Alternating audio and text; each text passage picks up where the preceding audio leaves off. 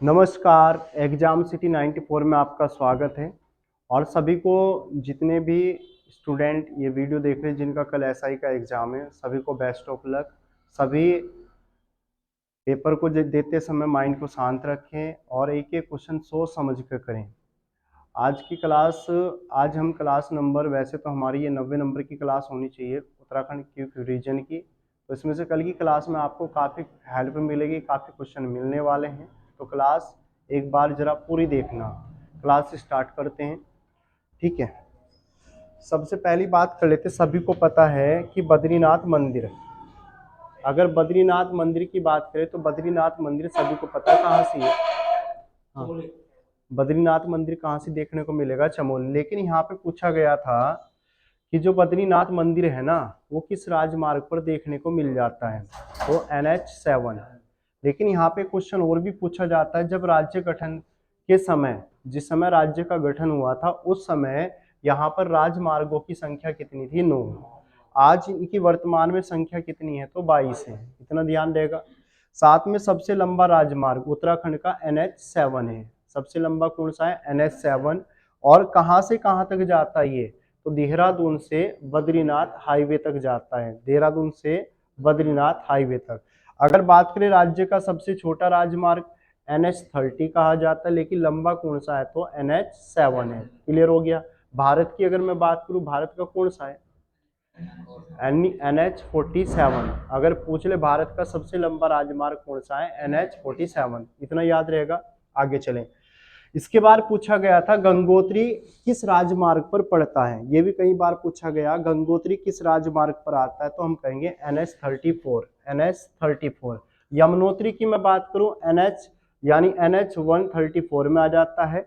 और अगर पूछ ले केदारनाथ मंदिर तो NH107। NH107 में। बद्रीनाथ अब ये भी पड़ा, NH7 में है। अगर पूछ ले उत्तराखंड के अंदर सर्वाधिक लंबाइयां, सड़कों की लंबाई कहाँ से है? तो पौड़ी में है।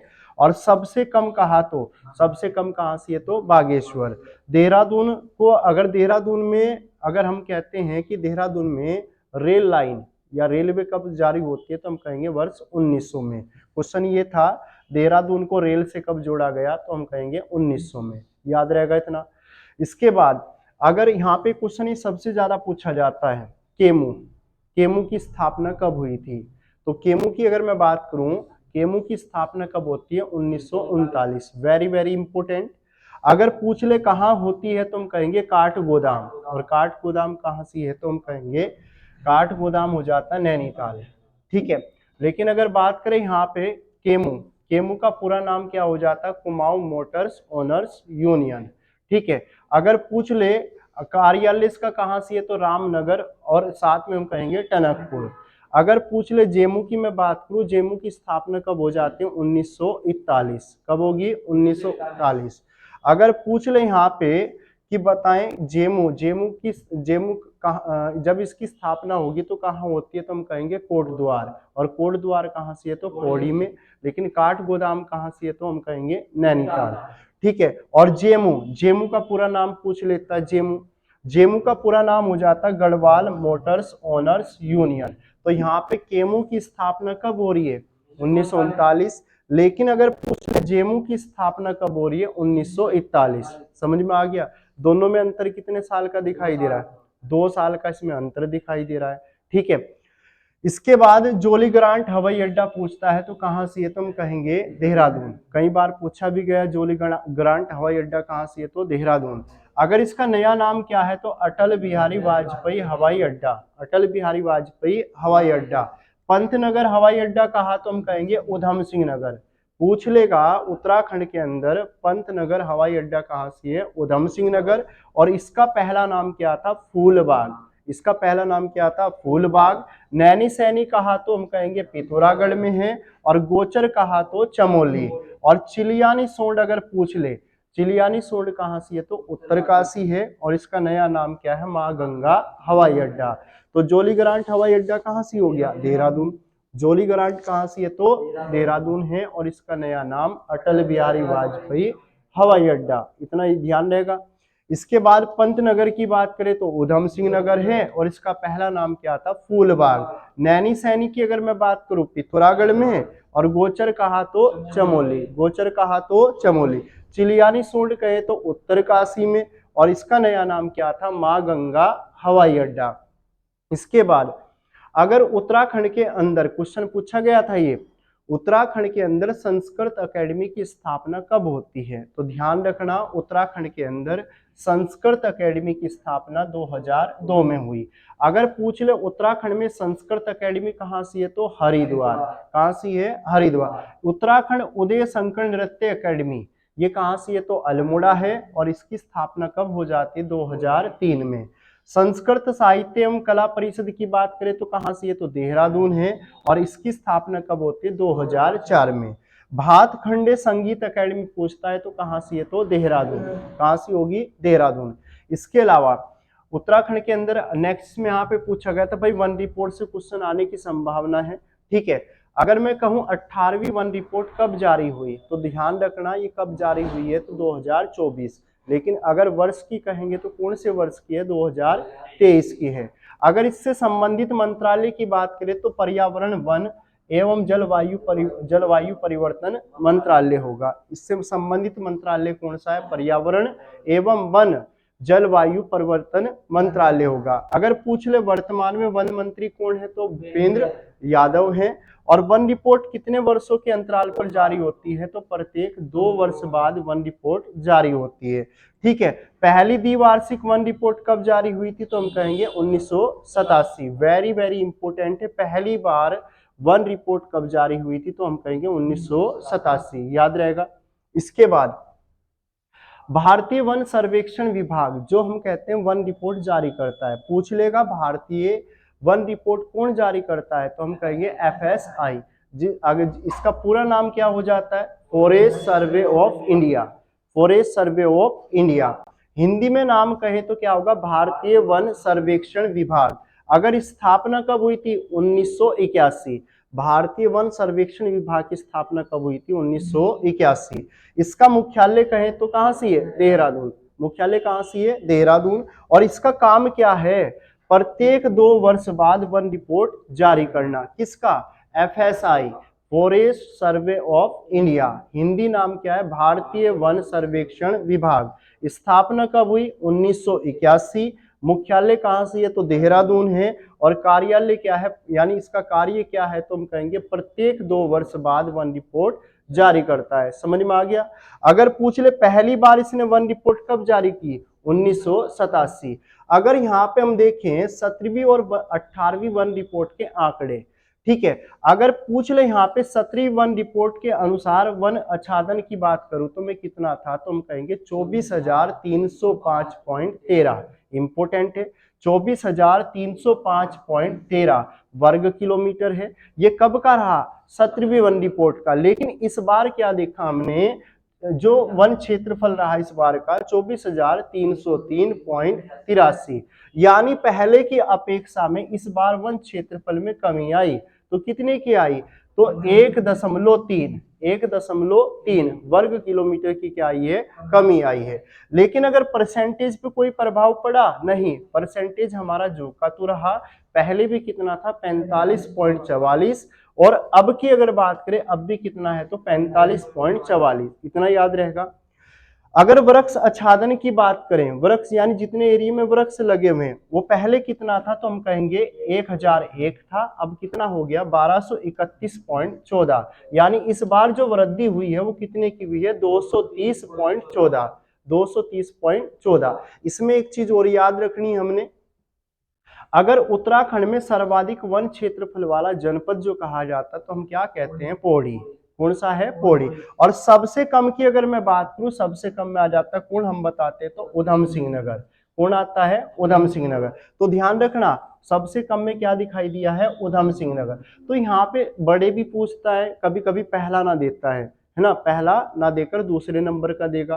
तो ध्यान रखना, अगर वन क्षेत्रफल में 3 बड़े जनपद कौन से हैं, पहले नंबर पे पौड़ी आता है, दूसरा उत्तरकाशी और तीसरा नैनीताल।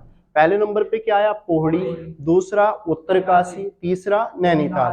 और सबसे कम की अगर मैं बात करूं, सबसे कम में कौन आता है तो उधम सिंह नगर। अगर सबसे कम में वन क्षेत्रफल में 3 बड़े जनपद कौन, छोटे जनपद की बात करूं तो पहले नंबर पे हरिद्वार, दूसरा पहले नंबर पे उधम सिंह नगर, दूसरा हरिद्वार, तीसरा रुद्रप्रयाग। याद रहेगा। तो वन रिपोर्ट से भाई क्वेश्चन आने की संभावना ज्यादा, क्योंकि इस बार कौन से नंबर की वन रिपोर्ट जारी हुई है, 18वीं। और 18वीं की मैं बात करूं तो कब की बात करेंगे, तो 18वीं कब हो जाती है, तो 2024 में। ठीक है, ये उत्तराखंड की नहीं, ये पूरे भारत की वन रिपोर्ट भी इसी में जारी होगी, जो कौन करेगा, FSI। ठीक है, इसके अलावा एक क्वेश्चन पूछा गया था, उत्तराखंड उच्च निदेशालय कहाँ सी है, उत्तराखंड के अंदर उच्च शिक्षा निदेशालय कहाँ सी है, तो ध्यान रखना हल्द्वानी। कहाँ सी है, हल्द्वानी। सोना नदी अभ्यारण्य कई बार पूछा गया, अगर पूछ ले कहाँ सी है तो ये पोहड़ी गढ़वाल। इसके अलावा हरिद्वार गुरुकुल कांगड़ी विश्वविद्यालय की स्थापना किस वर्ष हुई थी, वर्ष 1902। अगर पूछ ले पंच केदार में किसके, यानी पंच केदार में से कितने केदार रुद्रप्रयाग में देखने को मिल जाते, तो हम कहेंगे 3। कितने हैं, 3। 3 कौन कौन से हैं, पहले नंबर पे केदारनाथ, दूसरा तुंगनाथ, तीसरा मधमहेश्वर। अगर पूछ लिया जाए उत्तराखंड के अंदर पंच केदारों में से कितने केदार रुद्रप्रयाग में है, तो हम कहेंगे 3। 3 में पहला कौन सा आता है, केदारनाथ, दूसरा तुंगनाथ, तीसरा मधमहेश्वर। लेकिन अगर पूछ ले दो कहां कहां देखने को मिलेंगे, रुद्रनाथ और कल्पेश्वर कहां से है, तो चमोली। तो इस तरह से टोटल कितने होंगे, तो हम कहेंगे 5। उत्तराखंड के अंदर कितने केदार है, 5। और इन पंच केदार में किसकी पूजा होती है, शिव की। शिव के विभिन्न अंगों की पूजा होती है इन्हीं पंच केदार में। क्लियर हो गया इतना, आगे ध्यान देना। उत्तराखंड के अंदर पंच केदार हैं। पंच केदार की अगर मैं बात करूं तो केदारनाथ कहाँ से है, तो हम कहेंगे रुद्रप्रयाग। कहाँ से है, रुद्रप्रयाग। तुंगनाथ कहता तो ये भी कहाँ है, रुद्रप्रयाग।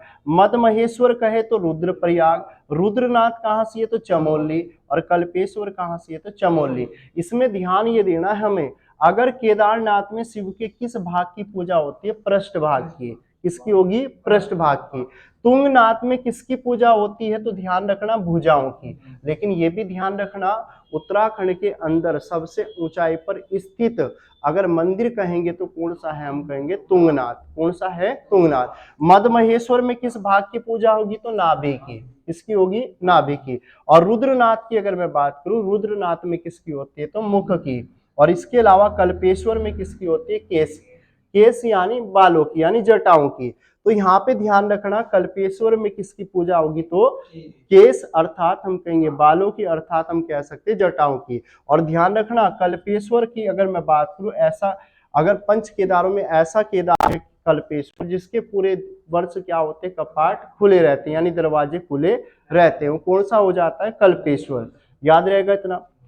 इसके बाद अगर बात करें कैलाश मानसरोवर यात्रा का अंतिम अगर भारतीय स्थान कहा जाता है तो कौन सा है, तो ध्यान रखना ये आता है नवी डांग। कौन सा है, नवी डांग। जब कैलाश मानसरोवर यात्रा आयोजित की जाती है तो अंतिम भारतीय स्थान हम क्या बताते हैं, कौन सा हो जाता है, नवी डांग।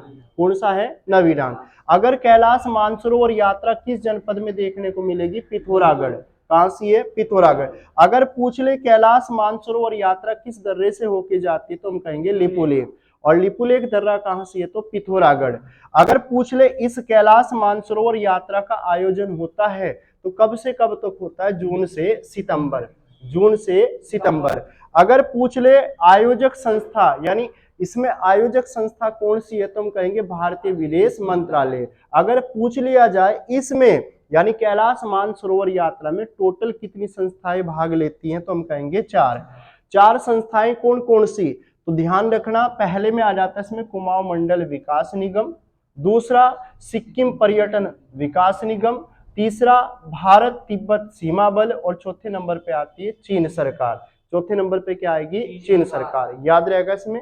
अगर पूछ ले यहाँ पे कि बताएं भाई मानसरोवर यात्रा में कितनी संस्थाएं भाग लेंगी, तो हम कहेंगे कितनी है, तो 4 हैं। सबसे पहले अगर हम बात करें यहाँ पे कुमाऊं मंडल विकास निगम, सिक्किम पर्यटन विकास निगम और भारत तिब्बत यानी सीमा बल यानी ITBP, और चीन सरकार भी क्या करती है, इसमें सहयोग करती है। समझ में आ गई बात। इसके बाद अगर बात करें रम्माण उत्सव, कई बार पूछा गया, रम्माण उत्सव किस जनपद में मनाया जाता है, तो हम कहते हैं जोशीमठ। और जोशीमठ कहाँ से है, चमोली।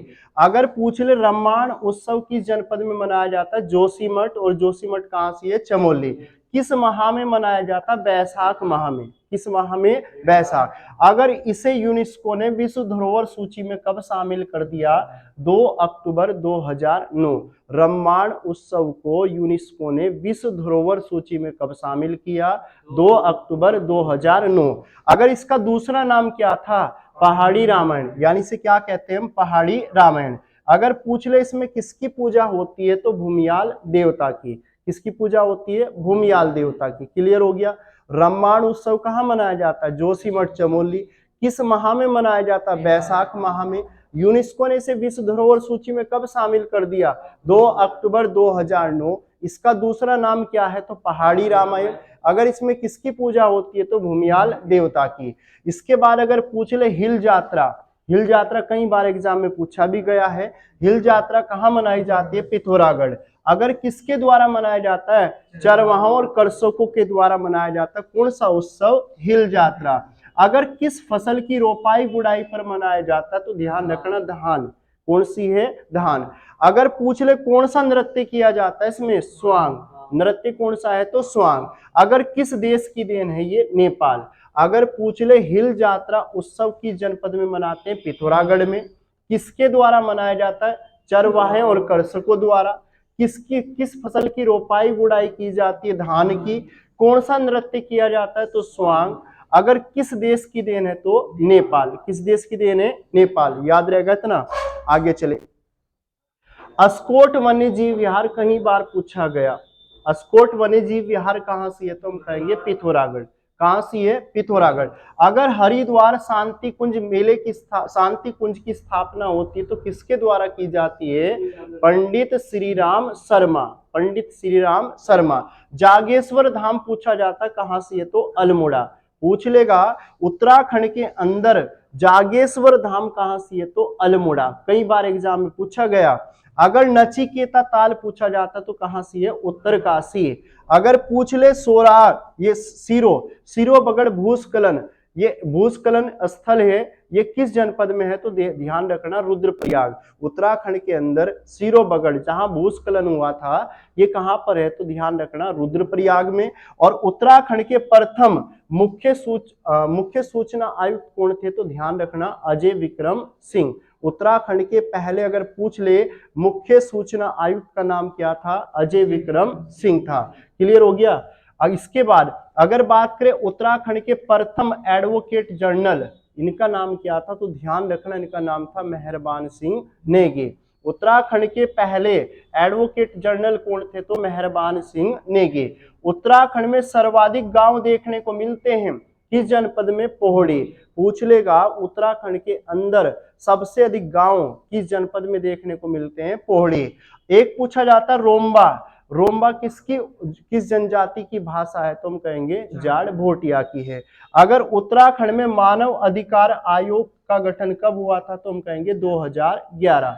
उत्तराखंड के अंदर मानव अधिकार आयोग का गठन कब हुआ था, 2011 में। उत्तराखंड में कितने पुलिस जिला मुख्यालय देखने को मिलते हैं, तो हम कहेंगे 13। कितने हैं, 13। और उत्तराखंड के अंदर अलकापुरी, अलकापुरी किस जनपद में, तो हम कहेंगे चमोली। वेरी वेरी इंपोर्टेंट है, सारे क्वेश्चन पेपर में पूछे गए हैं। ठीक है। इसके अलावा कई बार पूछा जाता है बिरथी, बिरथी जलप्रपात कहां से है, तो हम कहेंगे पिथौरागढ़। बिरथी कहां से है, तो पिथौरागढ़।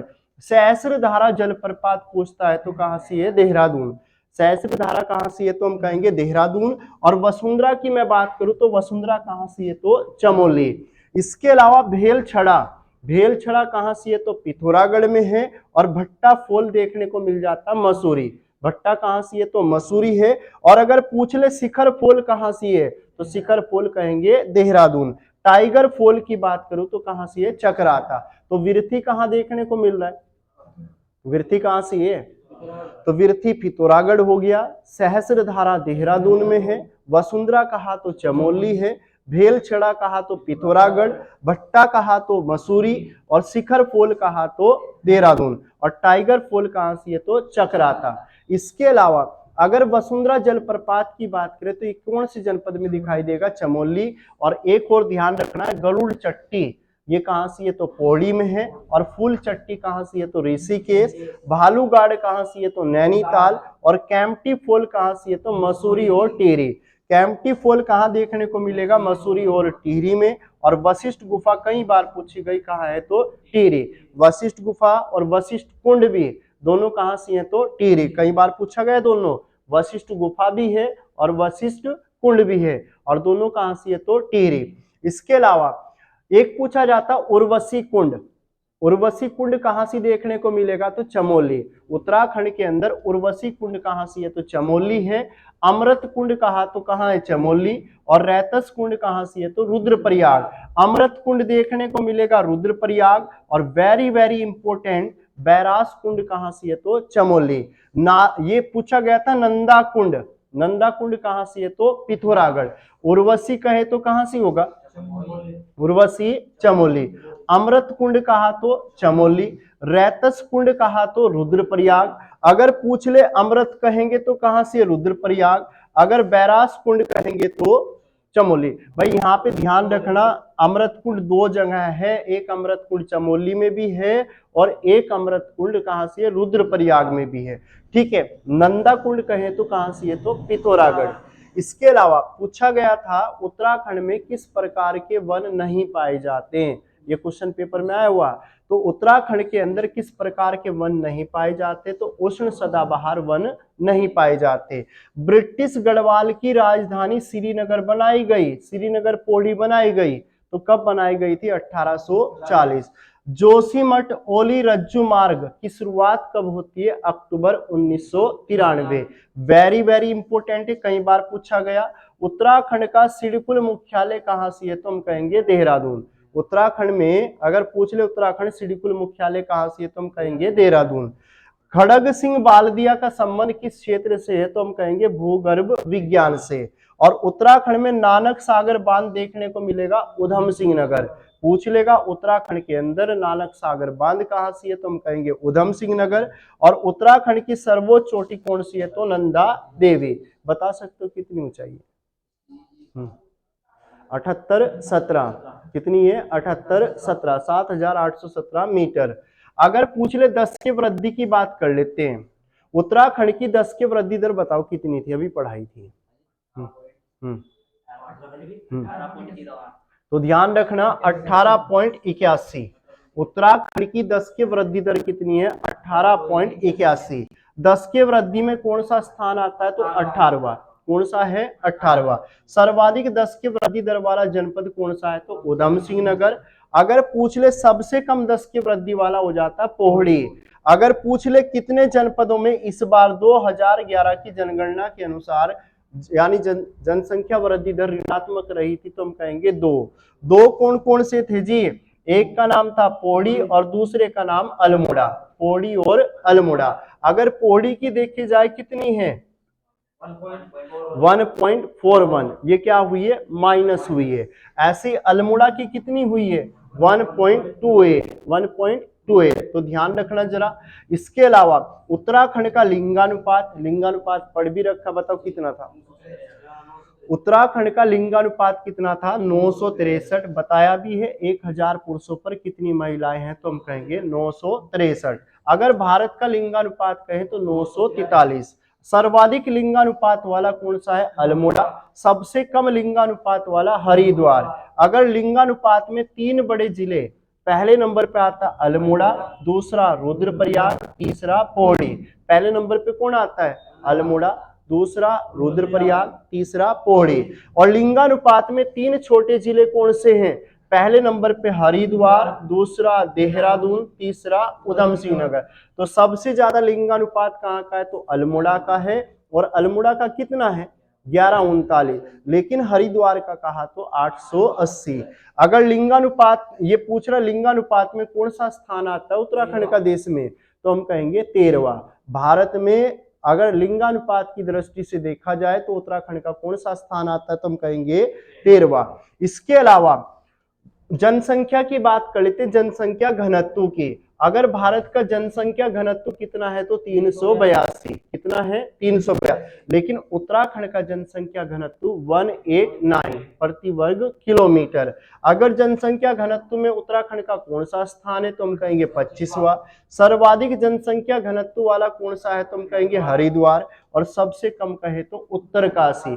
सबसे ज्यादा जनसंख्या घनत्व वाला कौन सा है तो हरिद्वार है, और सबसे कम कहेंगे तो उत्तरकाशी। जनसंख्या घनत्व में 3 बड़े जनपद कौन से? पहला हरिद्वार, दूसरा उधम सिंह नगर और तीसरा देहरादून।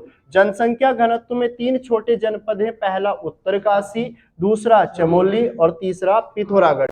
तो सबसे ज्यादा जनसंख्या घनत्व कहाँ का है तो हरिद्वार। कहाँ का है? हरिद्वार। सबसे कम कहा? उत्तरकाशी। अगर पूछ ले हरिद्वार का कितना है तो 801, उत्तरकाशी का कितना है तो 41। तो यहां से क्वेश्चन पूछने की संभावना ज्यादा है। इसके बाद उत्तराखंड की साक्षरता की बात करूं, उत्तराखंड की साक्षरता की बात करूं तो कितनी है? 78.82, 78.82। अगर पुरुष साक्षरता की बात करें तो कितनी है? 87.40। अगर महिला की बात करें तो 70.70। अगर सर्व साक्षरता में कौन सा स्थान आता है तो 17वां है, पुरुष साक्षरता में 13वां है, महिला साक्षरता में 20वां। तो उत्तराखंड की साक्षरता कितनी है? 78.82। पुरुष साक्षरता में अगर देखा जाए तो परसेंटेज देखा जाए तो 87 पॉइंट कितना है? 40, और महिलाओं की बात करें तो 70.70। साक्षरता में कौन सा स्थान है तो 17वां है, पुरुष साक्षरता में कौन सा है? 13वां है, और महिला साक्षरता में 20वां है। तो ये हमारे लगभग आज के 120 क्वेश्चन थे, है ना? क्लियर हुए? तो भाई सभी को एक बार अगर क्लास अच्छी लगे तो लाइक कर देना, चैनल को सब्सक्राइब कर देना अगर कोई नए जुड़े हों तो। और सभी को एक बार फिर कहूँगा कल का SI का एग्जाम है, और सभी को बेस्ट ऑफ लक। सभी माइंड को शांत रखें और एक ही क्वेश्चन सोच समझ कर करें, क्योंकि आपकी लाइफ का सवाल है, आपकी लाइफ का भविष्य इसमें आपका जुड़ा हुआ है। एक बार फिर अगर आपको क्लास अच्छी लग रही है तो ज़्यादा से ज़्यादा शेयर करें। Thank you for watching. धन्यवाद। नमस्कार।